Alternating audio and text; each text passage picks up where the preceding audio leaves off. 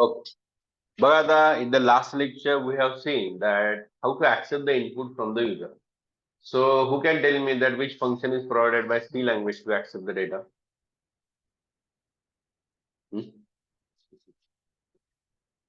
अरे युजर कडनं input accept करण्यासाठी कुठलं फंक्शन आहे? बरोबर. तर try to understand the question in English also. If you are not understanding the question then how you will be able to give the answer. This is very simple question. बरोबर ना? तर त्यामुळे कोणी English मध्ये question विचारला तर थोडं कॉन्सन्ट्रेटली ऐकायचं की तो काय म्हणतोय. क्वेश्चन अतिशय सोपा असतो पण ते कळलं नाही तर प्रॉब्लेम होऊ शकतो. ठीक आहे. So in the last lecture we have seen that how to accept the input from the user. And we have seen a program in which we have accepted two numbers from the user. We have calculated their summation and then we have printed the result of summation. Barabar. That was the last program. Barabar hai na? Okay, now we are going to proceed the next concept in the same program, I can say. Now see here. बघा आता तो last सेशनला जो programme आपण घेतला होता तो मी परत एकदा इथे येतो. आपल्याला दोन नंबरचं समेशन करायचं. क्वेश्चन आठवतो ना तुम्हाला? हवं तर इथे क्वेश्चन पण लिहितो. Accept two numbers from user and print what? Print the summation.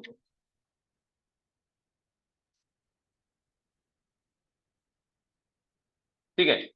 बरं याला कमेंट म्हणतो आपण. सांगितलं होतं ना तुम्हाला मी स्लॅश स्टार स्टार स्लॅश मध्ये आपण जे देतो that will be considered as a comment and this thing is completely ignored by the compiler. Compiler याला पूर्णपणे काय करतो? इग्नोर करतो. म्हणजे तो ते एक्झिक्यूट करत नाही. ठीक. So let it be. बघा आता I want to accept two numbers from the user, so I'll write n1, n2, sum. So we have declared three variables. Then we are accepting the first number from the user. आधी आपण first number घेऊया. Enter first number. scanf.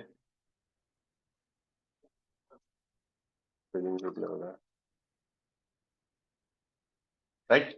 scanf percent what? D and n1. So n1 is nothing but the name of the variable in which we want to store the data.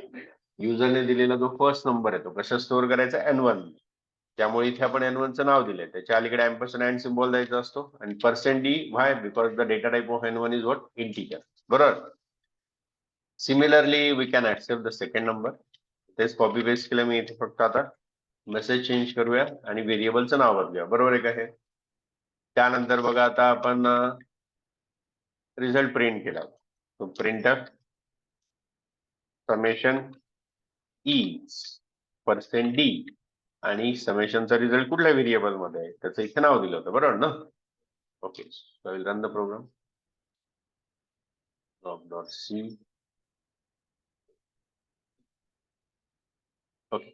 बघा first number दिला मी त्याला समजा 18 आणि second दिला 5. Summation is 0 दाखवत आहे. What is the result? Exactly. कारण आपण समेशन केलंच नाही. मग हे 0 कुठून आलं सांगा मला? 0 व्हॅल्यू आली कुठनं? लास्ट लेक्चरला सांगितलं होतं. नाही मला वाटतं आपण पायथन मध्ये बघितलं होतं ते. बघा basically you have to remember that even if we are not assigning any value to the variable, every variable is by default having some value. म्हणजे काय? सम या व्हेरिएबलला आपण काहीच असाइन केलं नाही. ऍक्च्युली आपण इथे लिहायला हवं होतं सम equal to n1 plus n2. आपण सम या व्हेरिएबलला काहीही व्हॅल्यू असाइन न करता समची व्हॅल्यू प्रिंट करतोय आणि तो काय प्रिंट करतोय? 0. याला काय म्हणायचं? Default value. डिफॉल्ट व्हॅल्यू याचा अर्थ काय की बाय डिफॉल्ट कम्प्युटरच्या मेमरीमध्ये जी काही व्हॅल्यू असेल ती त्याला असाइन केली जाते. काही कंपायलर्स मध्ये ती गार्बेज असेल म्हणजे कुठला तरी मोठा रॅन्डम नंबर असू शकतो आणि काही कंपायलर्स मध्ये ती डिफॉल्ट व्हॅल्यू किती असते? 0. येते लक्षात? ठीक आहे. म्हणजे कुठल्याही व्हेरिएबलला समजा आता बघा तुम्ही या तिघांना काहीही व्हॅल्यू दिला नाही आणि प्रिंट केलं की %d n1 %d n2 तरी त्याचे 000 प्रिंट होते. समजतंय? म्हणजे आपण व्हॅल्यू दिलेल्या नसल्या तरी सुद्धा व्हेरिएबल्सला बाय डिफॉल्ट काहीतरी व्हॅल्यूज असाइन होतात. ठीक आहे. इथे काय लिहायला हवं आपण सांगा? Sum equal to n1 plus n2. ठीक आहे. Now again I will run the program. We'll give the same numbers, say 18 and 5. So this time it is showing me the proper answer, say 23, right? So this was our last program. Now here to accept the two numbers from the user, we have written printf and scanf twice. म्हणजे काय?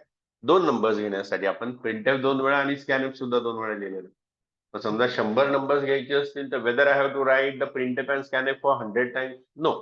Using single printf scanf you can accept any number of values. म्हणजे काय, एकच printf scanf घेऊन आपण कितीही व्हॅल्यूज user कडनं ऍट अ टाइम ऍक्सेप्ट करू शकतो. समजतंय कसं ते बघूया आता.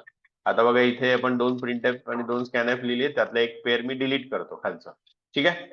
नाव here I will write enter 2 numbers. म्हणजे आपण नक्की करतो काय, तर we are accepting multiple values at a time from the user using single printf and scan. बरोबर. So now here I will give the message enter 2 numbers. So since I want to accept 2 numbers, so how many times I have to write the percentage? शाबाश, 2 numbers घ्यायची तर percentage 2 वेळा येणार. And N1 इथे comma द्यायचा and N2. आता syntax मात्र थोडा लक्षात ठेवा. 2% मध्ये तुम्ही स्पेस दिली तरी चालेल, नाही दिली तरी चालेल, पण कॉमा किंवा दुसरा कुठला सिम्बॉल द्यायचा नाही. ठीक आहे. मात्र 2 व्हेरिएबलची जी नाव आहे, जसं अँड N1 दिलंय, तर त्यानंतर मात्र तुम्हाला काय द्यायचंय, comma. So this is the part of syntax. Syntax म्हणजे काय, हे रूल्स रेग्युलेशन्स जे आपल्याला ऍज इट इज फॉलो करावे लागणार. आता नंबर्स कसे द्यायचे बघा. If I run the program as a user, I will enter 10 space 8. म्हणजे स्पेस देऊन मला पुढचा नंबर देत आहे. This is one of the option you can say.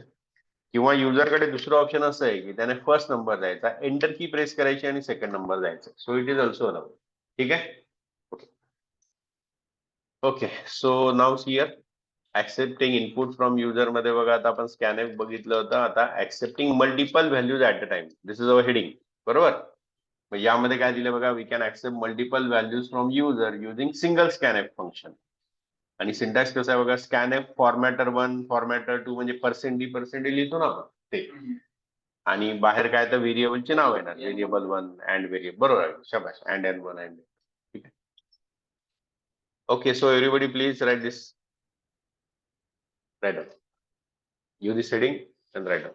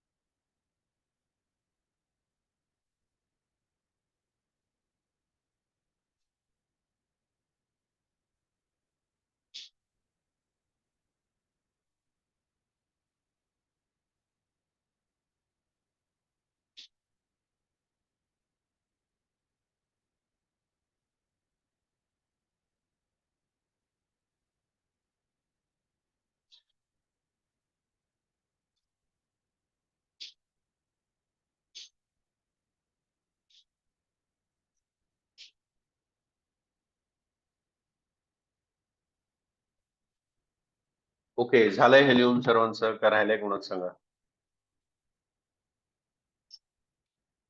Okay. Everybody please write the program नाव.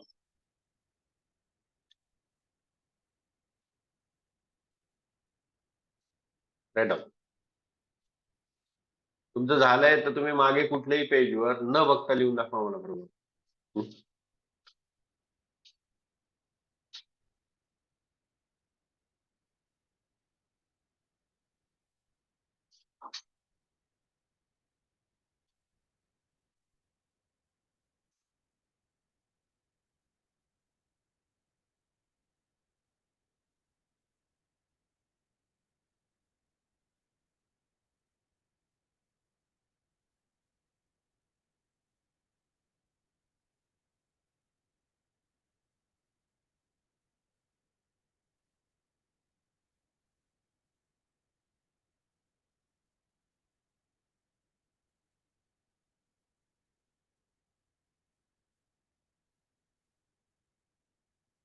बघूया कुणाला जमतंय ते.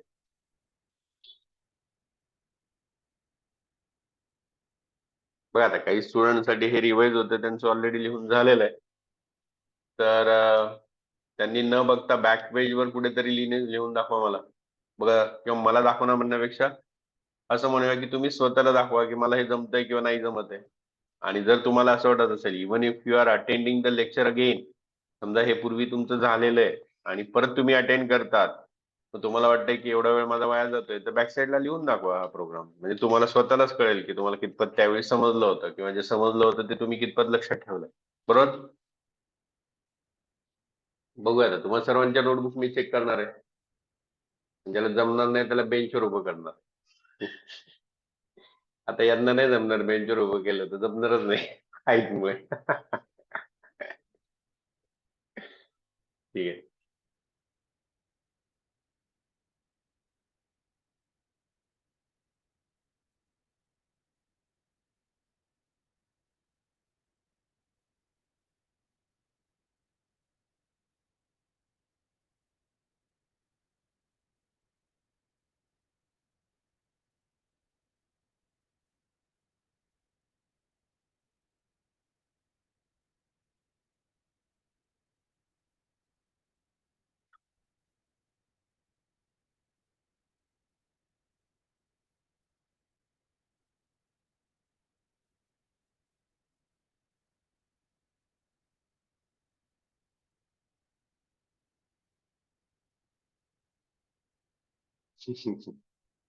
मी वरती बघितलं तरी मला काय हरकत नाही, मी तुमची नोटबुक पण चेक करणार नाहीये.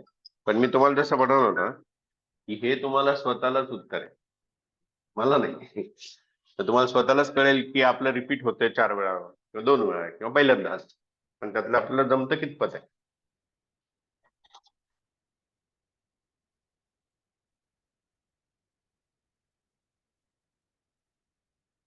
Okay, completed everybody.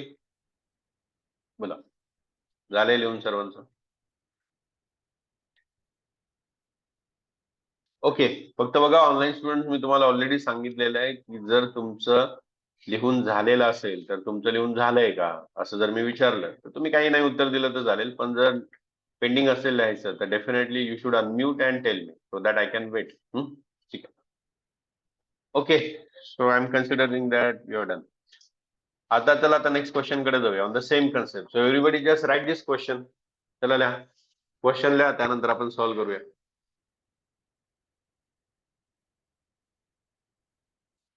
आता यावेळी प्रॉपर कॉन्सन्ट्रेट करायचं आणि स्वतः लिहून दाखवायचं. ठीक आहे. हा प्रोग्राम माझ्या मते एकाला पण नाही जमला. जमला काय? गुड. बघू. शाबाश, गुड. पर्सेंटेज लिहून टाका ना माझा. And I think this watch जो याच्या पूर्वीचा होता जो मी घेतला तो व्हेरी व्हेरी सिम्पल प्रोग्राम, खूपच सोपा प्रोग्राम. हो का? हो, लिहिला का? जमला का? अरे शाबाश, व्हेरी गुड.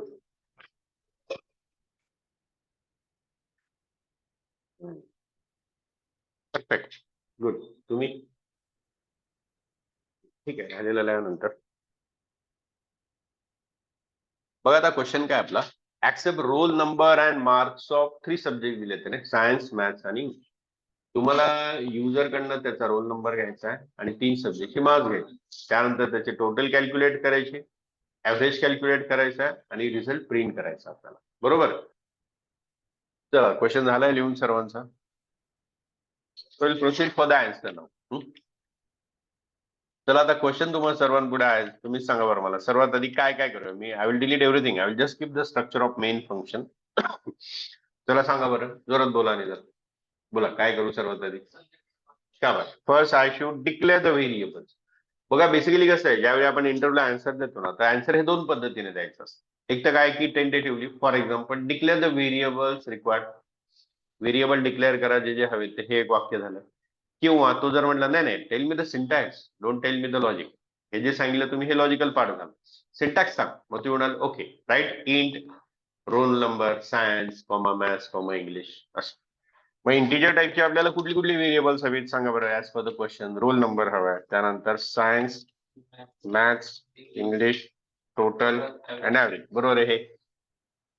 आता बघा रोल नंबर, सायन्स, मॅथ हे रोल नंबर आणि 3 सब्जेक्टच्या मार्क्स आहे.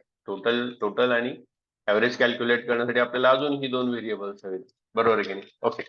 नाव first will accept the roll number and marks of 3 subject from the student. So at a time we are going to accept 4 values from the student. बरोबर. एकाच वेळी आपल्याला युजरकडनं किती values accept करायच्या आहेत? 4 values घ्यायच्या. बरोबर. So I will right printf enter roll number and marks of spelling बरोबर लिहिणार सायन्स, मॅथ्स अँड व्हॉट. ठीक आहे.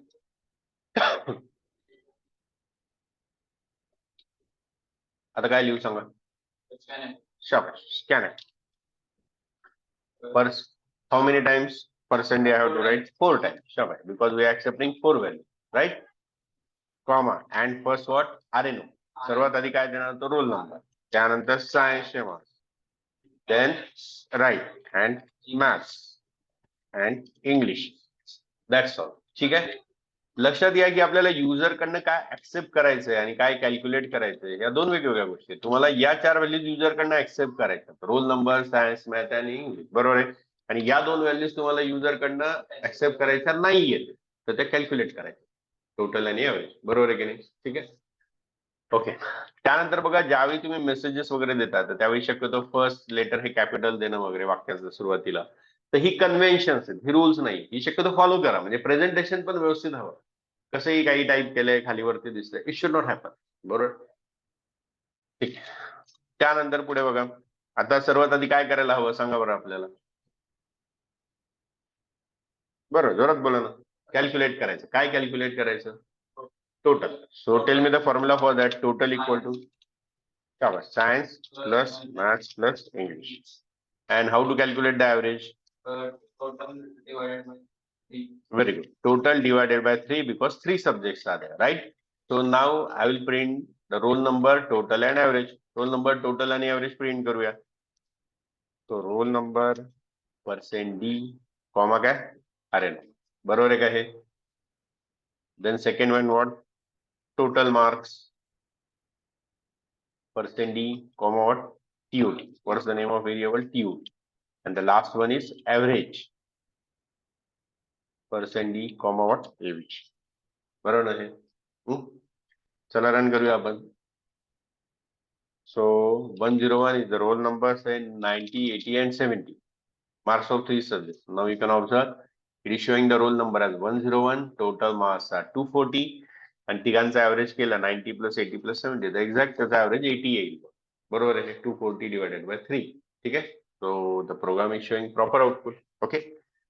So everybody please write this now. Question लिहिलेला आहे सर्वांनी. बरोबर. आता मी हे फक्त तुम्हाला समजावं म्हणून एंटर करून खाली घेतोय, तुम्ही मात्र सलग लिहाते. In a single line try to write this.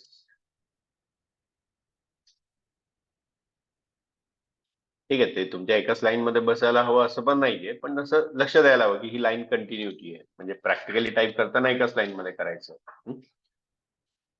Right down.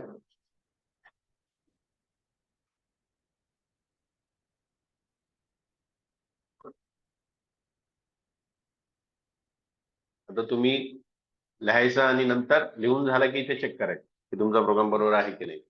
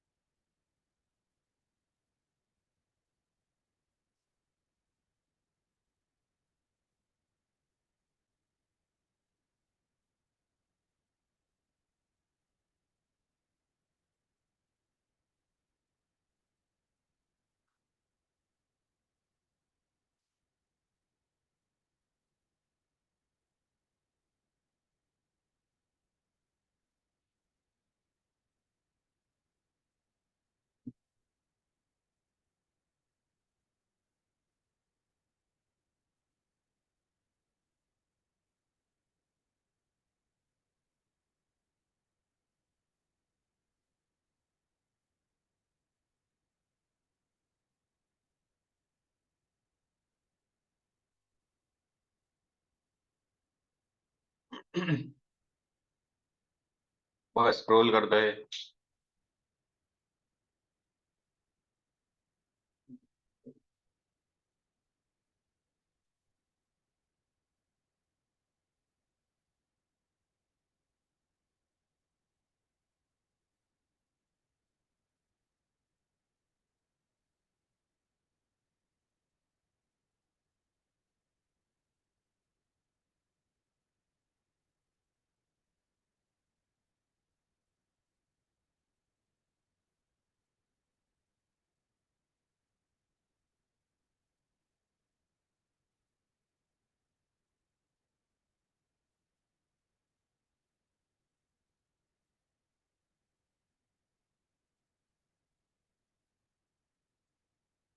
Okay, झालंय हे लिहून सर्वांचं.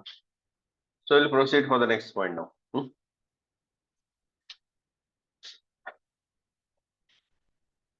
Next is the assignment for you. So everybody just write this assignment and try to solve it later on. आता फक्त लिहून घ्या ही असाइनमेंट, नंतर तुम्ही ट्राय करा सॉल्व्ह करण्याचं. नाही जमलं तर आपण घेऊया. Write down everybody.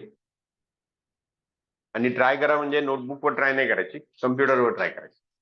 आणि प्रोग्राम जर व्यवस्थित रन झाला तर लिहून घ्यायचं नोटबुक मध्ये. त्याआधी नोटबुक मध्ये लिहायचं नाही. म्हणजे चुकीचा आन्सर नोटबुक मध्ये नाही लिहायचं. Write the question.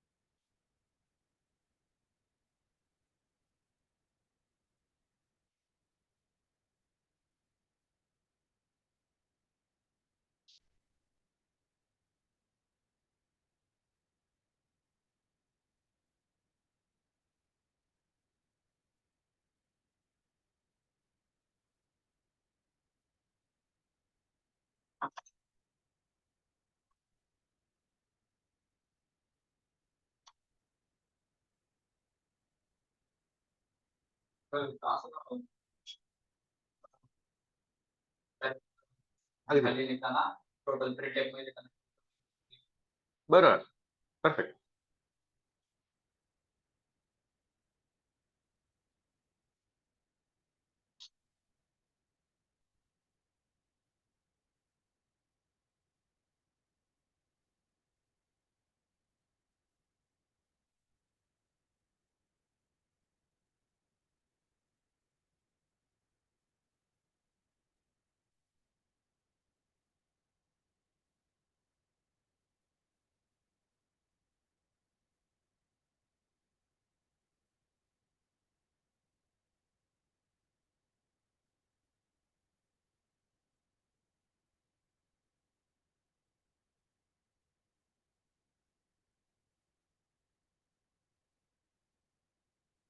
आता फक्त क्वेश्चन लिहायचं तुम्हाला, आन्सर तुम्ही नंतर ट्राय करा.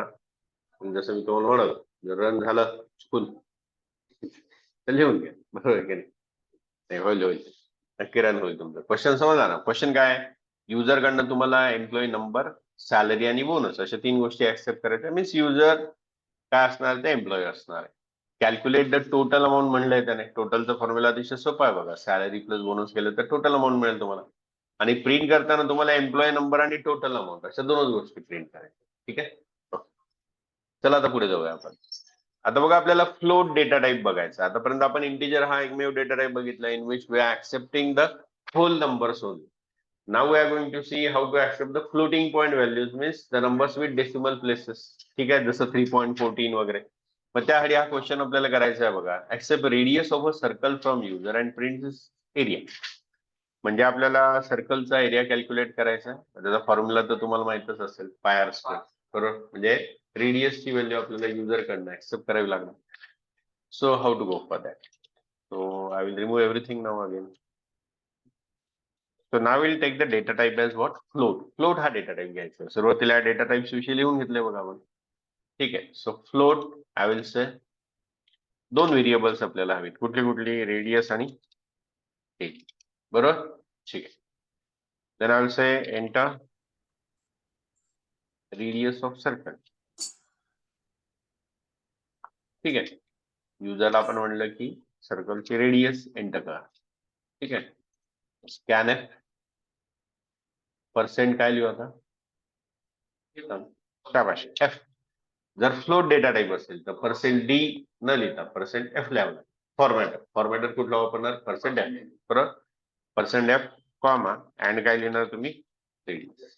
बरोबर. आणि त्यानंतर बघा आपल्याला आता एरिया कॅल्क्युलेट करायचा आहे. सो एरिया इक्वल टू कसं लिहिणार पाय आणि रेडियसचा स्क्वेअर तो कसा करणार तुम्ही radius into radius. Now will print the result. So area of circle percent काय एफ कॉमा एरिया. बरोबर. चला चेक करूया. बघा त्याला मी समजा 5 दिलं तर इट इज शोइंग 78.500 वगैरे तो दाखवतो. So in this way we can use the float data type.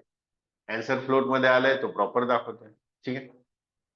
आता बघा इथे विषय फक्त एवढाच आहे की इथे डॉट नंतर तो 6 डेसिमल प्लेसेस पर्यंत जातोय. हे आपण रेस्ट्रिक्ट करू शकतो. समजा तुम्हाला एवढंच आन्सर दाखवायचं 78.50 जसं रुटीन मध्ये आपण लिहितो. तर त्यासाठी बघा तुम्हाला काय करायला लागेल तर ही डेसिमल प्लेसेस डॉट नंतर जी आलेली आहेत त्यांना रेस्ट्रिक्ट करावं लागेल. मग ते कसं करणार बघा. तर ती एरियाची व्हॅल्यू होती जी या लोकेशनला प्रिंट झाली म्हणेल तुम्हाला पर्सेंट इथे प्रिंट झाली असेल ती व्हॅल्यू. ते काय होतं 78.500 होतं ना. हे पर्सेंट आणि एफ या दोघांच्या मध्ये म्हणजे पर्सेंटच्या नंतर आणि एफच्या अलीकडे डॉट द्यायचा आणि डॉट नंतर तुम्हाला किती डेसिमल प्लेसेस पर्यंत जायचं आहे तो काउंट द्यायचा. बरोबर. तुम्ही जर 2 दिला तर तो 78.50 दाखवेल. ठीक आहे. जर तुम्ही 1 दिलं तर 78.5 दाखवेल. आलं लक्षात. बघूया चेक करून आपण. बघा सेम व्हॅल्यू देतो. So it is showing 78.50. Got it? So in this way you can restrict the number of digits. Okay, so everybody please write this question first. Write down, then you write the answer.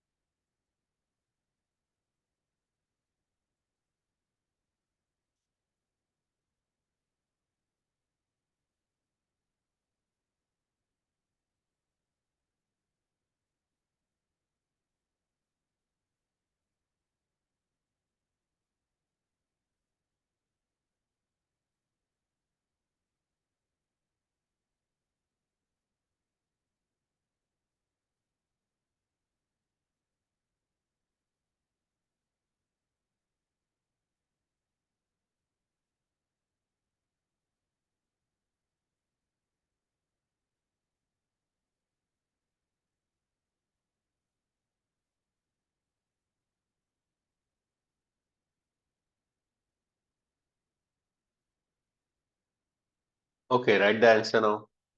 Write this.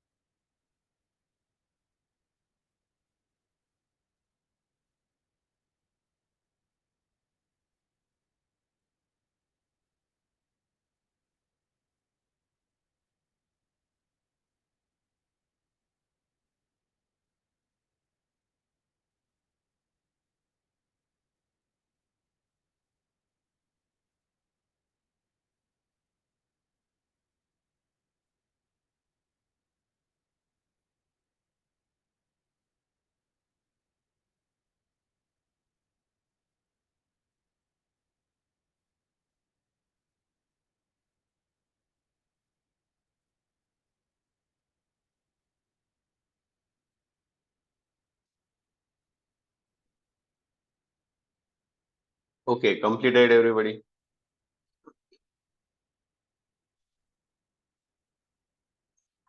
Okay, now we'll proceed to calculate the area of triangle.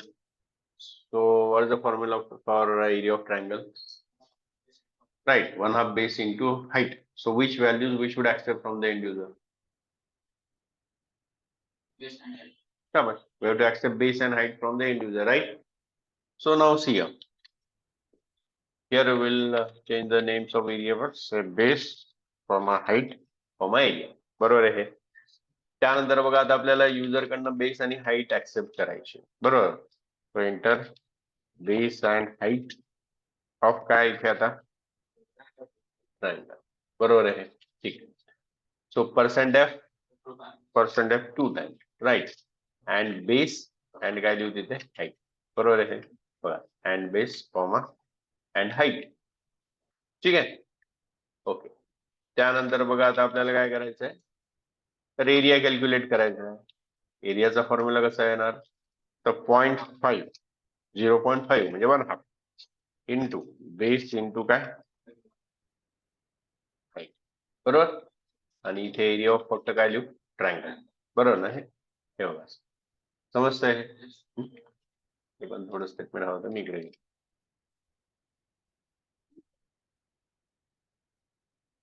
Okay ठीक आहे. नंतर त्याला नाही तर खालीच घेऊया आपण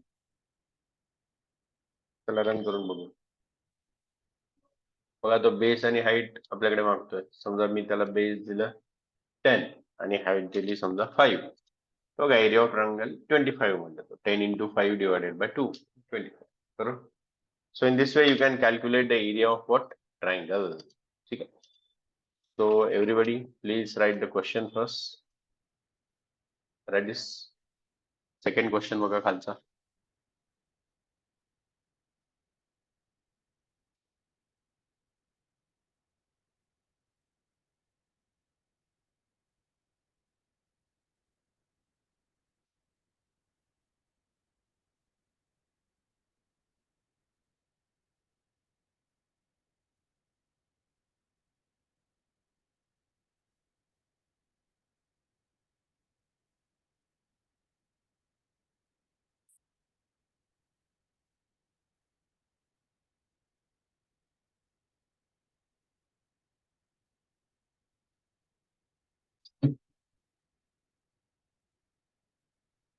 ठीक आहे क्वेश्चन लिहिलाय सर्वांनी.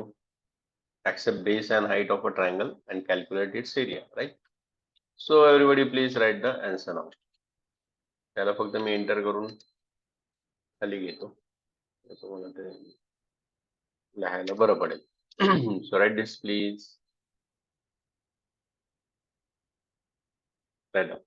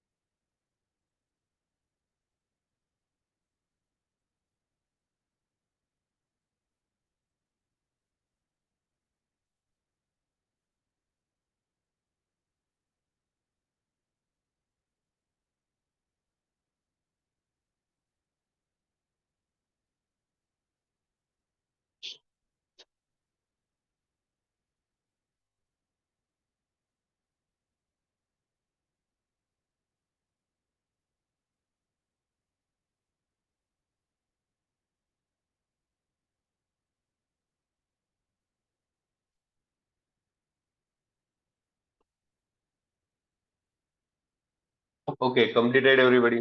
झालंय सर्वांचं लिहून. So we'll proceed for the next point now.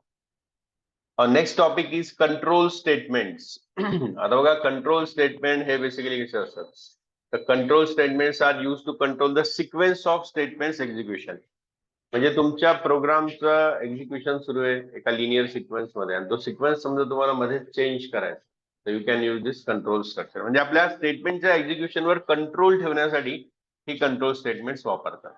मग यामध्ये सर्वात आधी बघा decision making and branching statement. The decision making statements are use to check different given condition depending upon which the flow of control can be decided. म्हणजे बऱ्याच वेळा असं होतं की आपल्याला काही ठिकाणी कंडिशन्स चेक कराव्या लागतात आणि त्यानुसार ठरवायला लागतं की आपल्या प्रोग्रामचा फ्लो आता कुठल्या साईडला जाईल. फॉर एक्झाम्पल समजा तुम्ही एखाद्या चौकात आलात आणि त्यानंतर तुम्हाला आता डिसाईड करायचं की कुठल्या वेने जायचं. जसं आपण म्हणतो किंवा मूवी बघायला जायचं तर वेगळा रस्ता असेल, अभ्यास करण्यासाठी लायब्ररीत जायचं तर वेगळा रस्ता असेल. पण तुम्हाला कंडिशन असेल की आता मला नक्की करायचं काय, त्यावरनं तुम्ही डिसाईड करा. बरोबर आहे. तसंच जसं आता आपण तो मार्कशीटचा प्रोग्राम बघितला आठवतो तुम्हाला, ज्यामध्ये आपण रोल नंबर आणि 3 सब्जेक्टचे मार्क्स ऍक्सेप्ट केले. समजा त्या सेम प्रोग्राम मध्ये आपण फक्त रिझल्ट प्रिंट केला पण आपल्याला त्याला रिमार्क पण द्यायचा आहे की तो स्टुडंट पास आहे की फेल आहे. आपल्याला चेक करावं लागेल की बाबा ऍव्हरेज त्याच्या 40, समजा टेंटेटिव्ह कन्सिडर करूया की 40ला पासिंग आहे. मग आपल्याला हे चेक करायला लागेल की 40 किंवा 40 पेक्षा जास्त मार्क्स असतील तर त्याला पास असं प्रिंट करणार आपण.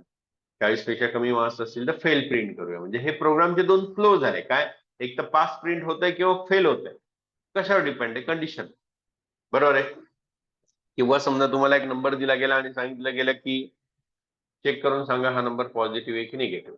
मग आपण चेक करणार if that number is greater than 0 the number is what positive. जर लेस दॅन 0 असेल तर निगेटिव्ह. बरोबर आहे की नाही. म्हणजे या किंवा अशा बऱ्याच वेगवेगळ्या सिच्युएशन्सला आपल्याला वेगवेगळे कंडिशन्स चेक करावे लागतात आणि या कंडिशन चेक करण्यासाठी ही डिसिजन मेकिंग स्टेटमेंट्स आपण वापरत असतो. ठीक आहे. मग यामध्ये खूप सारे डिसिजन मेकिंग स्टेटमेंट्स आपण शिकणार आहोत. त्यामध्ये फर्स्ट आहे इफ. तर बघा, if is a decision making statement. It is generally use when we want to check single condition. समजा तुमच्या ऍप्लिकेशन मध्ये तुम्हाला एकच सिंगल कंडिशन चेक करायची असेल तर definitely you can use the if. पण जर एकापेक्षा जास्त कंडिशन्स असतील, if you want to check multiple conditions, then you have to use the else if statement किंवा एल्स इफ लॅडर असं म्हणतात, जे पुढे जाऊन आपण शिकणार आहोत. ते कशासाठी, मल्टिपल कंडिशनसाठी, आणि इफ कशासाठी, सिंगल कंडिशनसाठी. ठीक आहे. बघा, if condition satisfies then only the code below will execute. म्हणजे कंडिशन सॅटिस्फाय झाली तरच त्या खालचा कोड एक्झिक्यूट होतो. म्हणजे नक्की काय, तर सिंटॅक्स बघा. इफ ब्रॅकेटमध्ये कंडिशन दिलेली आहे आणि खाली कर्ली ब्रॅकेट्स मध्ये ती स्टेटमेंट्स दिलेली आहेत जी आपल्याला एक्झिक्यूट होणं अपेक्षित आहे. कधी, जर ही कंडिशन सॅटिस्फाय झाली तर. म्हणजे ही कंडिशन जर सॅटिस्फाय झाली तरच हा एक्झिक्यूट होणार आहे कोड, नाही तर नाही होणार. तसं आपल्याला एक छोटासा प्रोग्राम करायचा आहे. क्वेश्चन काय, write a program to accept a number from user and check whether it is more than 100. जे युजर कडनं एक नंबर घ्यायचा आणि तो 100 पेक्षा मोठा आहे का हे आपल्याला चेक करून सांगायचं. ठीक आहे. चला आता एवढं लिहून घेऊया, then we will solve this problem. So everybody please write this. Right.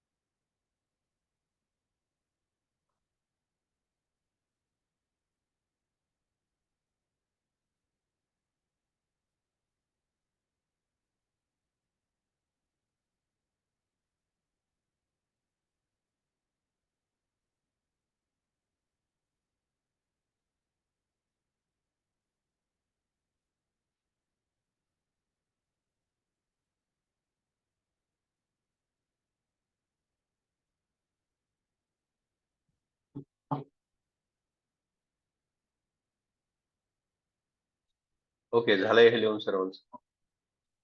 So write the next page please. That is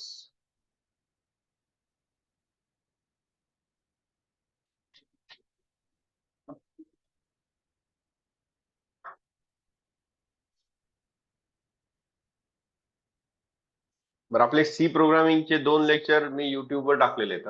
तुम्हाला ते आपल्या युट्यूब चॅनलचं पाठवलंय का मी? नाही पण ठीक आहे, आपल्या ग्रुपवर टाकतो. तर युट्यूबवर आपण जास्त नाही, पण प्रत्येक सब्जेक्टचे 2-2 लेक्चर मी त्यावर टाकतो. तर तुमचे जर मिस झाले असेल तर तिथे तुम्ही अटेंड करू शकता. किंवा आता आपण एक दुसरं खूप छान ऑप्शन सुरू केलंय. मी आता काय करणार आहे बघा, आपली सगळी लेक्चर्स ही रेकॉर्ड केली जाते आणि ज्याचं लेक्चर मिस झालं त्याला इथे येऊन ते अटेंड करा. म्हणजे ते आम्ही घरी किंवा तुम्हाला मोबाईलवर देणार नाही, पण इथे येऊन तुम्ही ते अटेंड करू शकता. लेक्चर जर मिस झालं असेल तुमचं, नेक्स्ट लेक्चरच्या आधी इथे कधी दिवसभरात येऊन ते अटेंड करायचं. काय अडलं तर मी आहेच.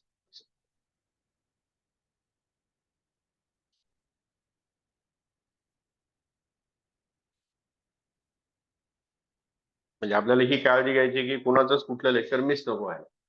पण काही वेळा जेन्युअन रिझन असतं तुमचं, नाही का?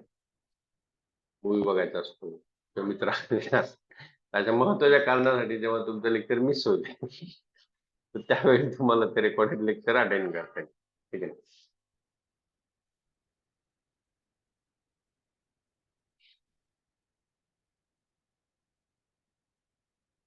झालंय लिहून? Okay, right the next point.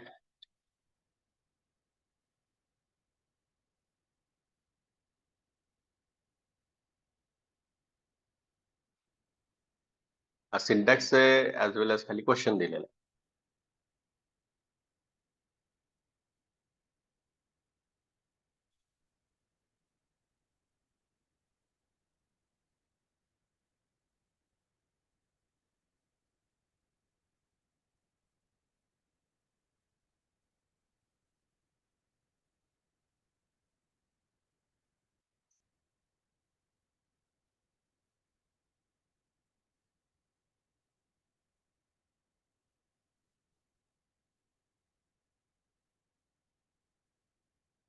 ठीक आहे, बघा आता याचा आन्सर तर आज होणार नाही, उद्या घेऊया आपण याचं आन्सर. ज्यांचं लिहून होईल त्यांनी मीटिंग लिव्ह केली तरी चालेल. सिंटॅक्स मी तुम्हाला दाखवलाच आहे, तुम्ही एकदा ट्राय करायला हरकत नाही. Just try yourself. Otherwise tomorrow definitely I am going to take it. ठीक आहे, so just write this, after that you can leave the meeting.